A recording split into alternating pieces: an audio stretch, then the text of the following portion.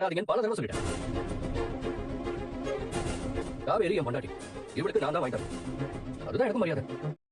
மகாநதி இன்னைக்கான எபிசோடில் வந்துட்டு விஜய் காவேரியை நகைக்கடைக்கு கூட்டிகிட்டு போகிறாங்க. கூட்டிகிட்டு போய் உனக்கு பிடிச்ச நகையை செலக்ட் பண்ணிவிடு அப்படின்னு சொல்கிறாங்க. யாருக்குன்னு கேட்குறாங்க. அது சொல்ல முடியாது, நீ ஃபஸ்ட் எல்லாம் செலக்ட் பண்ணு அப்படின்னு சொல்லிட்டு விஜய் சொல்கிறாரு. ஸோ காவேரி அவங்களுக்கு என்னென்ன நகை பிடிச்சிருக்கோ அதெல்லாம் செலக்ட் பண்ணி எடுத்துக்கிறாங்க. அதுக்கப்புறம் விஜய் வந்து சொல்கிறாங்க, இதெல்லாம் உனக்கு தான் அப்படின்னு சொல்கிறாங்க. எனக்கா, எதுக்கு அப்படின்னு காவேரி கேட்குறாங்க. இல்லை, அன்றைக்கி ஒன்று அவமானப்படுத்துகிற மாதிரி பசுவதி வீட்டில் பேசினாங்கல்ல, அதனால தான் கழுத்து நிறைய நிறைய நகை நீ போடணும் அப்படின்னு சொல்லி வாங்கி கொடுக்குறாங்க. இதை பார்த்து வந்து காவேரி ரொம்பவே சந்தோஷப்படுறாங்க. அதுக்கப்புறம் வீட்டுக்கு வராங்க. வீட்டுக்கு வந்து நகையெல்லாம் பாட்டிக்கிட்டையும் சித்தி எங்களாட்டையும் காட்டிகிட்டு இருக்காங்க. ஸோ வந்து விஜயோட சித்தப்பா வந்து சொல்கிறாங்க, இவ ஒன்றும் இல்லாதவ தானே, அப்போ நம்ம தான் வாங்கி கொடுக்கணும் அப்படின்னு சொல்லிட்டு காவேரியை மட்டம் தட்டுற மாதிரி பேசுகிறாங்க.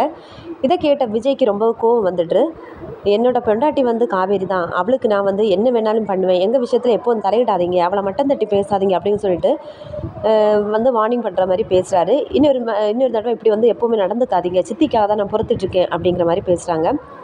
அதுக்கப்புறம் வந்து அதுக்கப்புறம் இதை பார்த்துட்டு நிற்க காவேரி வந்து ரொம்ப சந்தோஷப்படுறாங்க, நமக்காக பறிஞ்சு பேசுகிறாரு அப்படின்னு சொல்லிட்டு. அதுக்கப்புறம் பாட்டி வந்துட்டு தாலி பிரித்து கோக்குற ஃபங்க்ஷனை எப்போ வைக்கலாம் அப்படின்ட்டு